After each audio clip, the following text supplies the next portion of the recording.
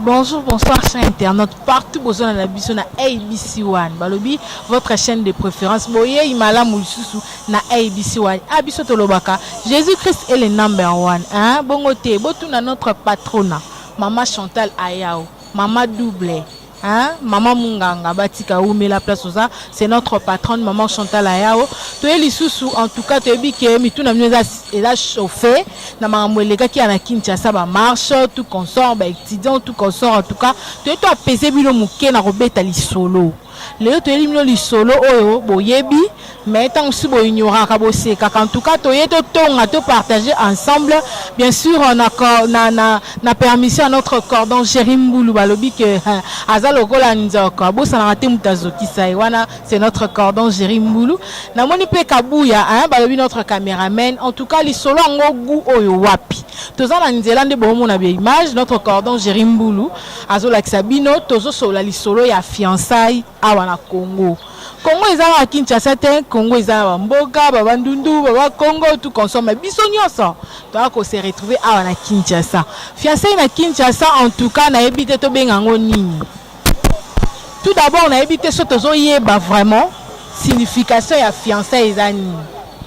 Ndeko na mo boye akutena mobali moko boye na nzela tie litoyi. 2 jours 3 jours to kutani oh nani oh fiancé nanga. Est-ce que fiancé za rabongo? Mutu moko boye bayeba na mboka bakutena Kinshasa basala mwa love mo boye ya 2 minutes aya oh ebité fiancé nanga tozana na mboka ah bon sikoyo tozoyeba te fiançailles ezani bon siko moki makangu ezani po kala toyeba jana likangu na mo boye avana na lemba super na likangu na mo boye avana na bandal en tout cas lelo tokotonga ba jeune bazawa bazingi biso yo kaka boye ozana mwasi na sangana fiancé nanga zaka na bumbu kuna en tout cas est-ce que bazoyeba mo yango kala toyeba que fiancé il faut la ta moi le pété moko bozo signifier non naza fiancé a pe ba parents ba yeba ki non moi na biso za fiancé a kingani en tout cas ezope sa pasi po bana mikolo bana mikie ba mikeli si mipende nazo yebisa bino ya kosakana te bango sibela bango ni ba papa bata mikolo babala kala babala tanga baosa bango ba fiancé zalaka yo mwa muki à 16 ans aux fiancé à 30 ans ezalaka voilà qui makango qui fiancé en tout cas nango notre cordon Jérimboulou a pesi permission to le belango hein balobi ke eloko mbulo yo dendaka saba simbango eloko nini faut tuna kombo en tout cas sans plus tarder nazanga moko tengalinga kosolanga moko to meta lobaki ah meta sala ki be mota sala ki be na bona ngamba kam tozo discuter naza bel et bien na mon paya moko boy na bombela ki bino aza déjà sur ce plateau boko découvrir ye bino moko boko ye ba makambo ne tozo loba so ke za ndenge ni en tout cas sans plus tarder na pesi déjà invité nanga bonjour bonjour maman Irène Meta papa to yambi na plateau na biso no tozo ignorer kombo est-ce que koko se présenter to ba malama merci beaucoup c'est l'évangéliste Selouté tes trésors Nazali deuxième personnalité une église me vim donc na sepeli ko zana bino longo pona to solo na sujet oyo etali fiançailles papa évangéliste en tout cas na ebi ki oza mopayate na Kinshasa tozo bela sujet moko ya makasi o bato ba mona soit sujet ni na watina te mais ezo pesa kilo ezo pesa pasi kamba fiançailles yo en tant qu'évangéliste to moni pe na lopete na musapi c'est que bala tongo to moni onzo to mkie mais na kati munene par rapport à mambo sala ka fiançailles est-ce que koko définir biso fiançailles ezani bon ya liboso avant to kota na mozindo il faut d'abord to banda ko définir concept wana fiançailles et l'axinine fiançailles ezali nini ezali engagement to promesse oyo deux personnes de amana français basali ba joindre basalani elaka que un jour babalana donc yango wana na mukuse babengi fiançailles mais ekomaka na niveau ya officiel soki boke kokutana ba parents de ntango ande babengaka fiançailles officielles parce que wana bosali promesse devant les parents devant les deux familles bobisi bango ke biso mibale bato yo to ponani to lingi sikoyo to kende kino na nzela to koma kino na libala yango nande na mukuse to koloba o etali na définition ya mot fiançailles. Voilà, merci papa évangéliste en tout cas ozoloba bien ozo sepeli sabatu mingi bana simana ba beta maboko en tout cas oza na popularité ba tika umela est-ce que otoko koyeba yo oza na expérience na makambo ngo na âge nini mwana mwasi to mwa mbala koko ma fiancé Bon, âge vraiment est relatif. Nous avons un âge moroté absolu, que tel âge, il faut comme ma fiancée. Normalement, mais nous encourageons que pour Moutoua Banda, à côté de la monde, à la majeure. À la majeure, et puis Mibali Baoué la mingité, pour ça, moi, âge de parce que fiançailles, ceux qui au bandi on peut moins trop au en avant. Baoué la mingité, mais pour ça, nous autres, les kili. Bon, gars, étant que Moussa Nzambe, n'a pas encouragé que bakamusu to développer ezala pratiquer avant. Pourquoi Bible yango lobi que na mutu o ayoki posa ya kobala asenga na nzamba kotindela emusungi. Oui. Bango bayoki posa. Posa ya nzoto ezotinda bango na kobala. Yango bakie ko solliciter pe kana bino ba pasteur. Tazonga sima mo muke. Ceux qui ont moni bamabala mingi na Kinshasa awa sur 100% 90% échoué parce que bali saki batu à la folie ba jeune 18 ans 19 ans 20 ans na basi na bango nyonso ba divorcer parce que bazaki bien préparé té le ba na pas papa pasteur o fiancé na nga papa pasteur abinzambe alobi bo umela bo ba bala ni lelo bazo kanela bino évangéliste bino ne boza base ya ko tchabango na mbutu mutu ba secrétaire moi na moko mi balé misato ce qu'on a ba yo bazo kaposa parce que eza nango émission moko te biso awa bonzambe nde primaka te bi que moi jeune garçon il y a 15 ans à na RDC vu ba film tout qu'on soit azo développer déjà ba sensation moko boye néanmoins ko luka moi petite fillette moko boye o pesa na ba sensation pour ba kosangana donc ba sangani ba yaka toujours pas na bino ba sel ya nzambe c'est que ba tu ba âge moko boye te to ko définir que mutu boye to moi si boye faut à la fiancée ou pas. Bon, d'abord la Bible nous dit que marchez selon l'esprit et vous n'accomplirez pas les désirs de la chair. Totambola, na molimo, pour être qui ça va poser en autorité. Donc, je pense que tant que déjà posséder, n'a pas monté au côté. Mais on peut se marquer sur Kolonga et les molimo au centre. Donc, je n'encourage pas les jeunes dans l'âge où ils allaient à Moukier et s'engager. Parce que le mariage et donc les fiançailles, ils allaient le col là. Primordial il y a libala donc ceux qui au salon ngulu libala peut aux malamuti donc qualité de fiançailles et ali peut influencer qualité libala donc yangwana il faut âge à la moyen maturité âge moko koki ndé mutako ko s'engager pour na libala parce que le mariage est une affaire des personnes matures. De Singapour fiancés à la malamu pour que les balles et à la malamu. Donc lorsqu'on fait mal ces fiançailles, on a la difficulté il y a réussir à les balles. Papa au bout tu le bas malamu pena lorsqu'on fait mal le fiançailles. Si qu'on faut tout ça là bien tout ça ma faut pas la qui s'abisso. Oui. Au coco c'est loko nini parce que tu as vu ba fiancé ming bazana ba encadrer na bango au baza spirituel to physique et là on nini ba fiancé ba koko sala na ba koko sala te ba musu alobi non so ko fiancé na yo faut mekaye en tout et pour tout et ba abota kaza compatible azara malamu ou pas. Bon, merci beaucoup. D'abord l'amour est synonyme à sexe. L'amour n'est pas synonyme à sexe. Pourquoi m'appelle à moi sur la molinga réalité? Donc, il ne faut pas tout confondre avec moi. C'est important, la fiançaille, et Zalina nous, dans la même pensée, même sentiment. Parce que beaucoup de gens sont en famille balanité. Parce qu'il y a beaucoup de couples qui sont balanité. Alors, ce que je vais dire dans la question, il faut d'abord, nous avons milliers de bénéficier de l'éducation. Nous avons la famille, nous avons les cellules de base Yamboka. Place où on a bénéficié dans le sungi pour la fiancée à Malam. Et mi balé l'église, l'église aussi doit aider le jeune au balingi va adhérer à la fiançaille pour que ça la fiançaille moka Malam. Fiancée à Malam, les fiançailles allaient fonctionner par rapport à la prescrit à la Bible. Donc c'est ça. Donc ceux qui déjà ont tapé à côté, donc fiançailles wana ils allaient Malam outil. Wana est comme concubinage. Donc comme ce qu'on appelle concubinage parce que concubinage est anine. Concubinage est ali, batumi balé balingani. Mais bazo vivre na bango déjà le va marié mais maintenant ba la té donc terme moko beaucoup to sala to zaki étudiant sur l'auditoire to no ben ba mari ba terre donc on a entre marié et célibataire donc votre position n'est pas bien connue donc il y en a là-bas on les a concubinage on a fiançailles ça ali promesse ça ali engagement bo sali pour na boke na libala donc on a musika na concubinage donc on a bande coming donc na kin to vivre mingi concubinage que fiançailles Voilà, bino bauti kolanda. Wana eza elobela ba évangéliste. Tozonga lisusu muke na lisolo na biso. En tout cas, te leki étape à fiançailles na uti ko samedi tout à l'heure, fiançailles à la Kinshasa et comme eloko mo boye ba parents bazo ki lango passe. Ok, au lokoti soki nani oye na maman papa para fiancé na ngai. Ok, boli kangu na yo bozo sa makambo zo honora tanzambe te. Kuna munako fiancé na ngai lobi kuna bokabone aussi fiancé na kuna bokabwani. Siko eloko epesinga pasi vraiment na liboso na bino manda kuna bino eza likambo ba jeune fille. Kaka boy papa moko boy koko suka pembe fiancé na ngai c'est mon fiancé, c'est tonton fiancé. Et uta wapi? Yo swani pasi.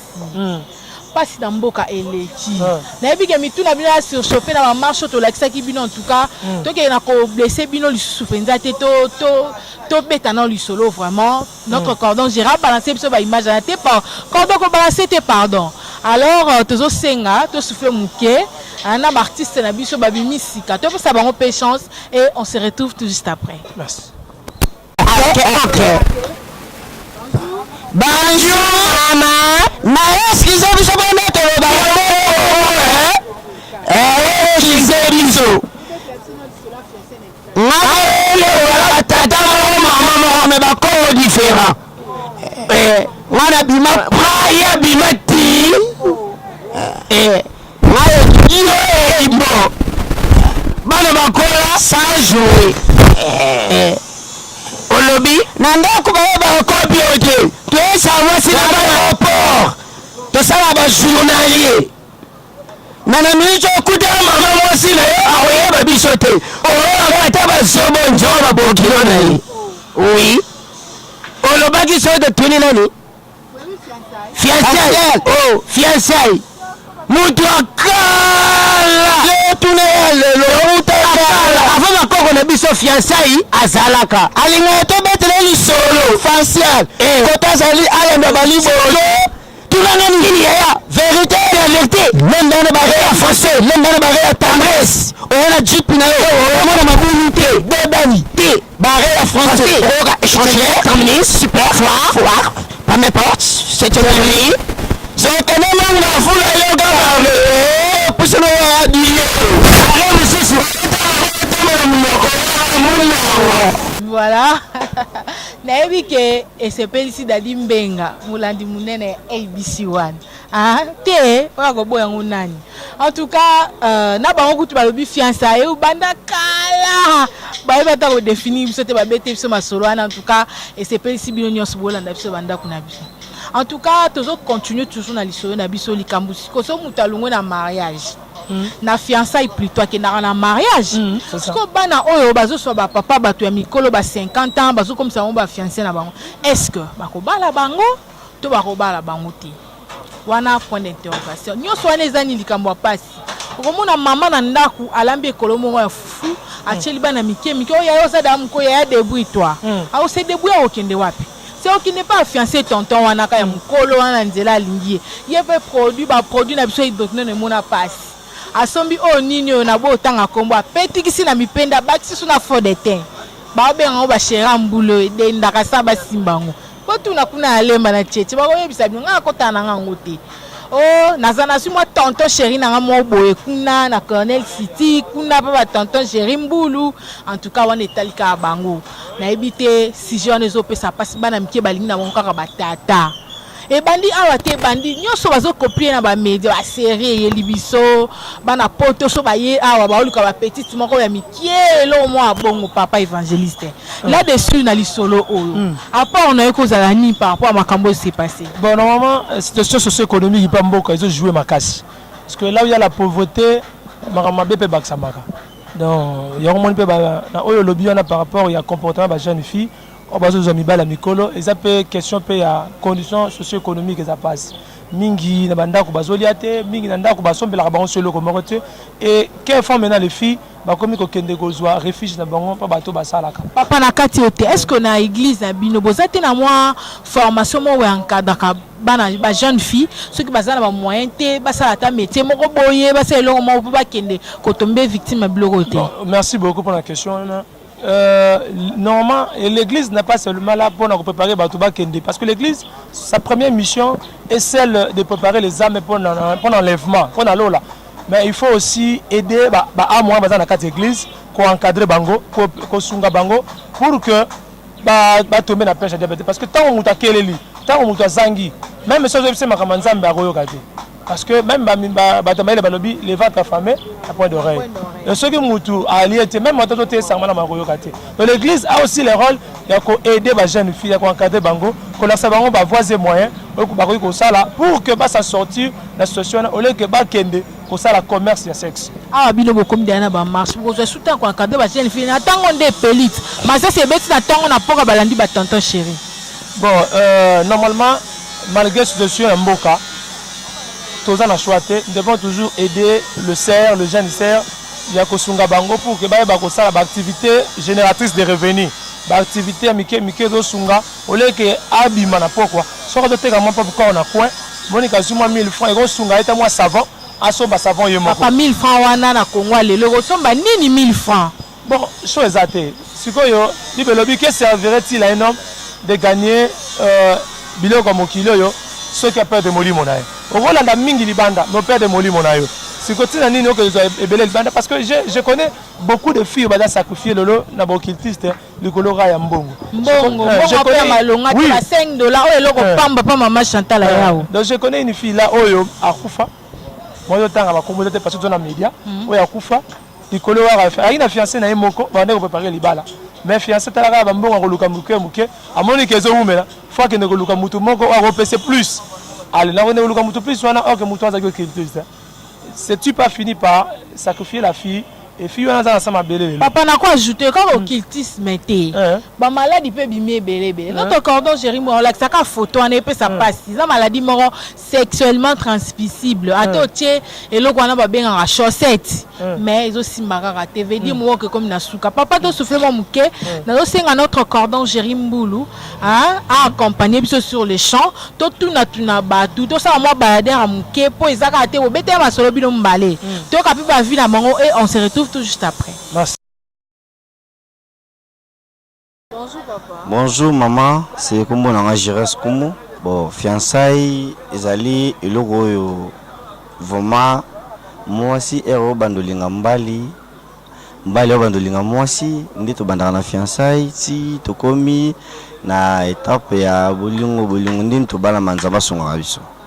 Bon ba fiançailles olika na Kinshasa ya ba fiançailles mo mabe basi ba commission vraiment mabe ezali ndela kalungi fiançailles on sire moi si na yo comme moi si vraiment vivre na ye mais moi c'est le système ya mibale misatu ya wana biso mbali vraiment trop na ba découragement trop tout comme ba confiance sur na basi ezate vraiment et on peut sabiso passer ya wana moni olinga jeune fille moko obizu moi si on sire comme moi si na yo mais jeune fille a vivre mbali mibale misato mine vraiment et à propriété mbongo ezate bolingo za mbongo te bolingo za mbongo te mais olingi mobile faut supporter nyoso et a passer à bisongo lelo so olingi mbongo olingi na mpiaka lelo sutuka zamba songi azubo mengo okwa ozongela te mbali olinga te. Bonjour, comme on a un frère Belor Moutela. Non, en tout cas biso baje na lelo précisément en Afrique na RDC fiancé à lelo totamba na mabe makasi. Ça c'est vrai. Totalement vraiment mabe makasi. Parce que au monde akaka ke mutu obengi moi chez film bolinge ka lelo.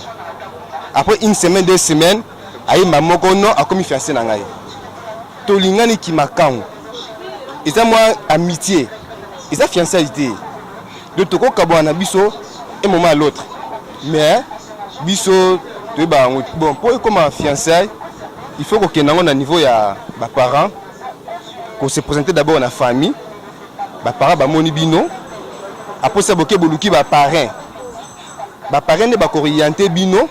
Bango bato ba komema ba benga bino ba fiancé à partir ba parrain nde ba komema bino na ba sali nzambe so ba komo préparer bino spirituellement, moralement, physiquement aussi je peux dire na mateya na conseil donc c'est un peu ça. Bana mike balingi batata bon bazo mona ke biso na Afrique be biso na Congo boye jeunesse tozana na mbongo te parce que misala ezate totanga ba classe aussi ici classe bimi ingénieur bimi licencié bimi gradué tu n'as posé musala les athées donc on est incapable de ça y $20 du coup on peut $10 du coup on peut $100 du coup ba so balingi batata wana ba opesa ba otalate or bazo miri bango bazo bebisa bango bazo boma bango donc batika to sambela nzambe enenge bato babika keno to pesa temps na temps nzamba osunga to uza misala to uza engagement donc to bala mais batika kolanda bongo Lobby ABC 1 et Lovengi yo.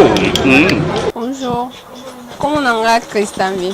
Bon, les fiançailles, les canadiens, ça, il y a des fois, bah, j'ai une sous bon, mais là, on a bien, mais bah, mon sous donc, besoin employer mon fiancé à la place dans l'outil. Donc, c'est long, les fiancés, ça, que ceux qui m'ont balayé, à se présenter par la bino, ma famille, bah, bien, bah, c'est les gestes, moi, boy, on a bien fiancé.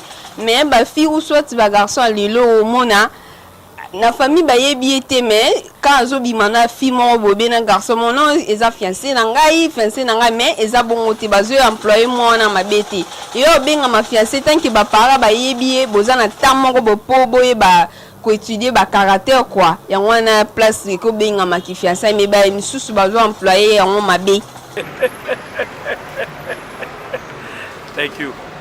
Bon, conseil c'est long parce que nga sambelaka na koki jamais ko appuyer ngo bien ko autoriser ngo parce que ça mabe tant que zo bima déjà na parent ou azana âge à parent na yo papa mo boye ou soit maman mo boye azana âge à maman no eza vraiment mabe eza mabe lelo comme ngo bien na ko sala ngo trouver ngo normal mais avenir le monde avenir peut servir sur raison parce que ça ba malédiction ko bimana papa mo boko bimana maman mo le lo trouver en normal aux humains bo mengo mo boye ou soit ba tikele le pango héritage mo boye mais lendemain comme on makamno et aussi masuti parce que papa na ko kufa yo tikala ozana jeune tikala ba malédiction donc pour nangiza vraiment ma be makasi Tablo mso koti otelemi hein dans otelemi koti na kati somo.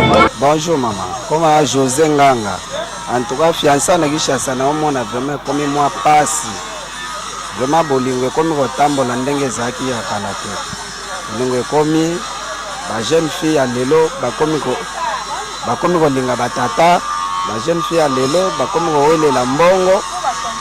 Po ba tonton baza na mbongo te. Ya wana biso ba tonton vraiment to komi lelo bali simbite mono bokabani. Nozomona ezopesa siko passe na mabota nde tozana bana. Moi c'est epai yope mobile epai siko bana wana yango bazokoma bakolona bantu wana opesa conseil na ba nyos bazana ba fiançailles avant kolinga ifale na notala falo bongama falo yeba mwasi nini ko sala na fiançailles pour lobby bozala na vie ya malamu. Abonnez-vous massivement à la chaîne. Bonjour Yaya, maman Gisèle Kouyekula. Tes fiancés à Mikolo na ba jeune fille Yaya, ezo bebi sa vie bana biso. Omona mutu moko boto te papa moko a mukolo, ayeko mona mwana moko a mukia ba 15 ans, 16 ans, ayeko bima pa na yo fiançailles. Pona nini a détruit vie na ye. Pona nini a souci na ye, aye bakaka lolenge ya mwana wana. Soki abandi ko bimba na ye, abandi ko tambola na lolenge mabe, ti kuna omona ki fiancé ngo ekemula ite esuki ka bongo. Te ba maman va favoriser ba maman yo na yebite ndenge na koki kolobela lolenge ba mama wana kwa mwana na ngai ya mukie il faut atanga na classe atangi na no classe asisi classe nde to bandi kotala na ba âge ata LR susu azui ata diplôme ba 18 ans ba 20 ans nde ko ya ko ndima ta fiançailles otali pe lolenge ya mutu ngo yo ko ndima la fiançailles ezate ka ba lokoti voyou moko bo akata ba coiffe soki ndenge nini to tata moko boya mpaka boya mukolo na mwana ya mukie ye ya ba 50 aya ko ba ki fiançailles te yango na te ngai pa na ngai âge fiançailles na komo na ngo ko zala à partir de 19 ans ba 20 ans biloko ya bongo oyo ke avani na mutu na ba âge wana pa na âge wana mwana da sa ju diplôme mwana sa ju diplôme a coach atana universitaire ko za tana fiançailles tozo 6 à 3 années à graduat tote azo sala misala ne ya ba couture ya maboko ndako za fiançailles conseil na opesa na ba mama oyo bandimaka ke mutu moko ayeboye po ya ko détruire mwana na ye mwana na mso za une éducation à bien mwana na mso ba ndo kende ba classe na ye bien mais mutu moko ayeko bima ki fiancé po azwa kaka nzela ya kokota kana kata famille aya ko vandela kabino azwa nzela ya ko bimisaka mwana po tamulaka ne na ndenga mabe ngana ko sepa na likambo wana te. Bonjour maman. Mbolanga Ziko Mulando. En tout cas, problème à fiançailles actuellement dans le monde et puis précisément dans le Congo, c'est vraiment catastrophe. Et c'est le Komoko Oyo, vraiment tu éviter, biso surtout basala nzambe, tu es en ndenge ni po bana na nzambe ba comprendre. Parce que so tali lelo, mobali so qui a joué soi-disant fiançailles parce que la plupart du temps balobaka fiançailles. Na bimela ngo officiellement te, moment na vraiment apesi connotation nango, o fiancé nanga, o fiancé nanga. Ça veut dire que tu dois comprendre mouvement na te et quand tu vois même tina milliers ba chrétiens. Mais vraiment biso to souhaiter le kola éducateur spirituel que nzambe ba kosunga vraiment surtout ba jeune à lelo parce que bon se comporter très mal. Faut ba l'endavement logique, il y a le lenge ba papa na biso ba se comporter que bande ko sala et puis balanda logique ya bible ndenge lobi et il faut qu'on landa vraiment ba procédure normale ko banana fiançailles et puis ko kena na dot et puis na mariage nuptial ndenge biso ba Christu et sengeli to sala akona repesa conseil mingi et pas il y a ba jeune fille parce que d'ailleurs c'est une malédiction jeune fille ko linga tata mukolo parce que eloko wana ba jeune fille bazomona on dirait normal. Mais en réalité, bibliquement, c'est une malédiction. Vraiment, conseil que les mingi na jeune fille, batika comportement parce que quoi apporter les bango rien, et quoi apporter les bango comme malédiction, rien que malédiction. Vraiment, Nzambe, bako sunga bango et puis bako zoa conscience de façon que balongona bosoto wana, balongona buzoba wana, balanda logique et puis nzela Nzambe et sunga bango bako zala vraiment épargner na mabe. Voilà, nous avons l'analyse en biso moroté. A biso to so rappel ba vie à batu, ba bi le peuple d'abord. To ko lo ba biso mais to ebité banani ba o msu dani na ka bo tukolanda ba vie à batu o ba ko répondre ba lo bi na ndenge na bango na yebi ke mutu na mutu a retenir leçon na ye. Sans plus tarder to continuer so na biso ngala ko pesa ka conseil boye. Na bana oyo balingi ba papa mikolo. Oh ba fiancé tonton. Chéri tonton fiancé. Tu évites de bien en banane. Si on met à la fiancée à nani. Point d'interrogation. Au moins, et puis c'est une chimie. Mais ta fiancée à nani. Et oui, bah, Mikoloya. En tout cas, botou na paix. Kuna Paris. Botou na José. José Ngungu, motema ya Nadège. Punga. Qui fiancé na mwe le ka TikTok. Ba uta pawat. Ba comme na Paris deni ensemble.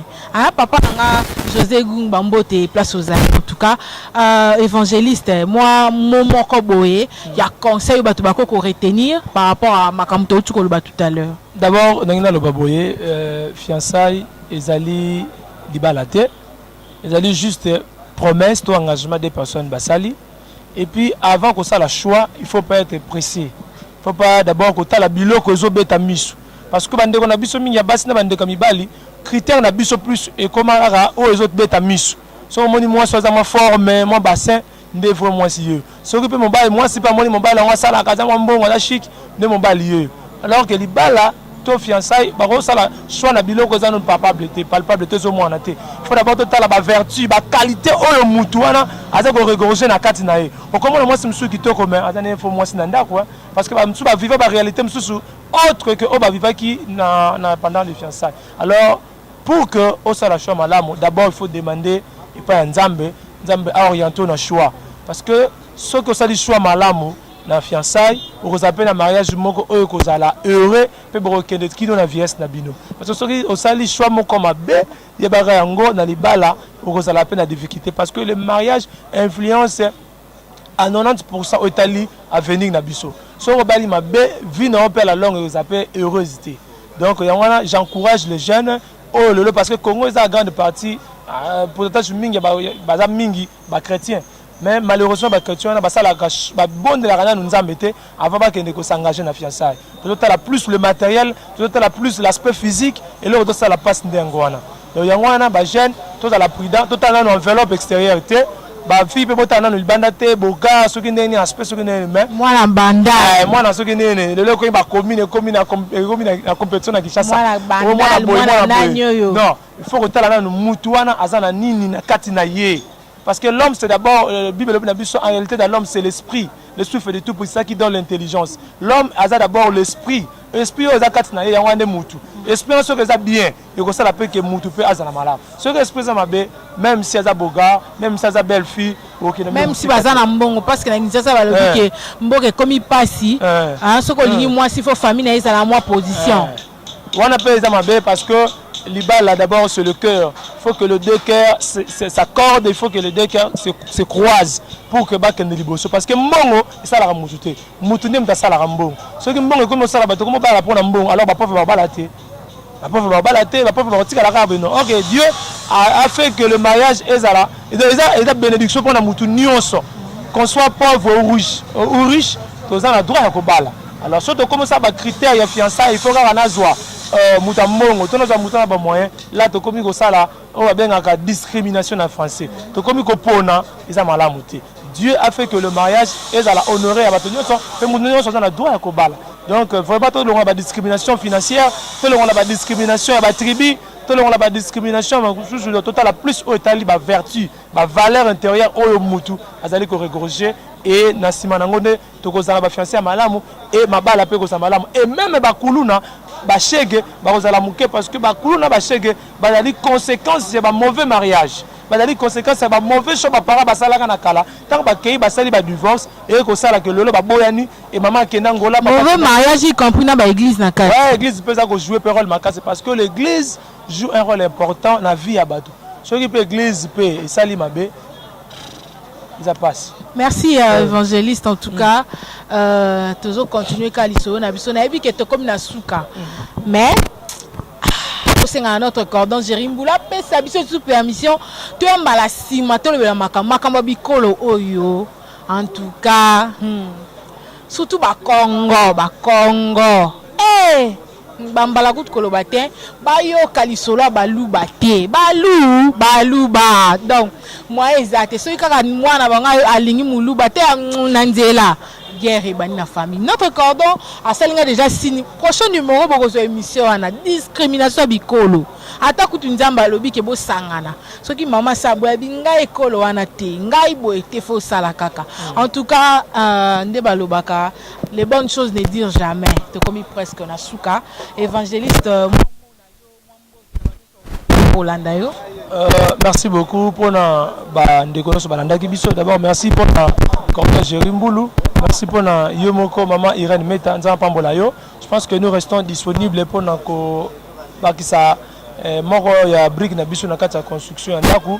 Donc on a petit mbote na mwasi nanga maman Nadine Kizaza et puis na mwa nanga bébé Triomphe na bandeko nyonso ba yebinga parce que to kotaka ba komona so tenza pambola bango pe nzambe akoba kozana na bino. Je pense que tokutani prochainement. Merci évangéliste.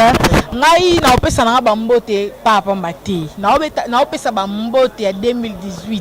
Soki kombo na yote c'est na 2018 ozana yote. En tout cas pesa zuwa te na comme on peut bien na papier. En tout cas na pesi mbote, hein? Na José Gungu. Motema ya Nadège Punga kuna na Paris. Hein? Ba bibino de bo sala kina zala. Nzambe liboso mais bino pe ba contribution na bino esala moi bien. Na bosa inte Jean-Marc Kinata na Paris. Na bosa isusuté bongo to na Nzambe. Coulson Kululu. Bambote na yo patriarche Kapé Poula c'est mon papa mbote na yo place ozali. Na bosa nité maman la patrona. Na bosa na yo ezalaka notre maman Chantal Ayao mère double. Awande balobaka Jésus est le number one. Na bosanité cordon na koko na bango. Babi Nzoko aleki ba PC, aleki ba fourmi, aleki pour ça polémique notre cordon Jerimbulu. Na bosanité Kabouya, Hervé Kabouya, notre caméraman.